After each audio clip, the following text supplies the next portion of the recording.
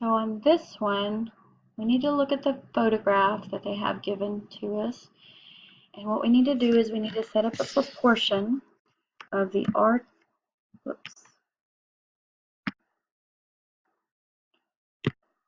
RPMs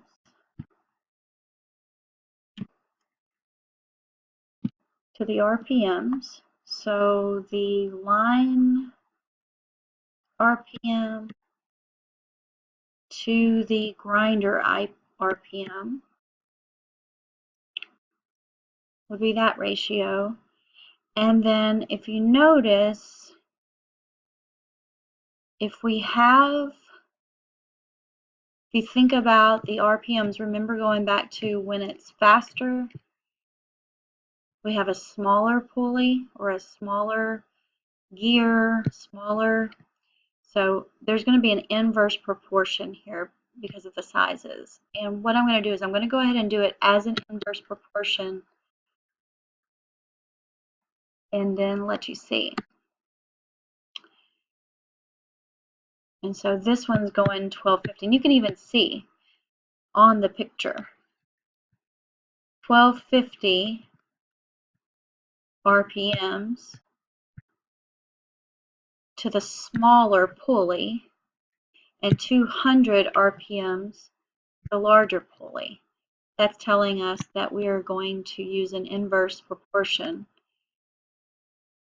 So 200 represented the grinding wheel, and the grinding wheel is our 4-inch. So I'm going to put it here, and then the X is unknown. When we cross multiply, we will get our final answer.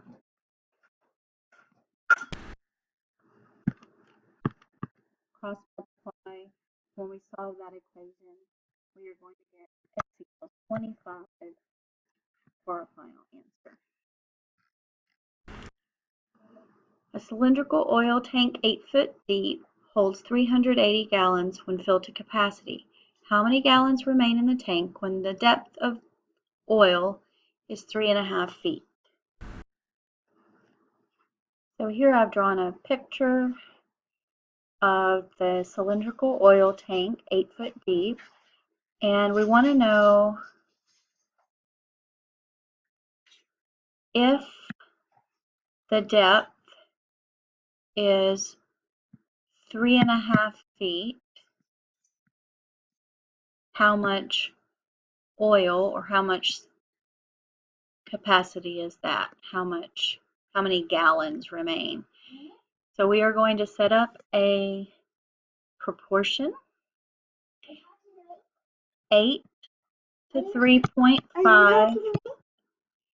8 to 3.5 is equal to, this is going to be a direct proportion because the deeper it is, the more gallons it holds. So 380 over we don't know.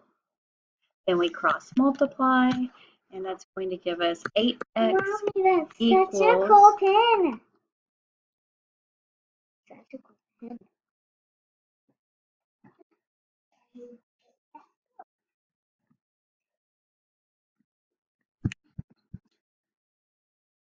So now we're going to solve this equation.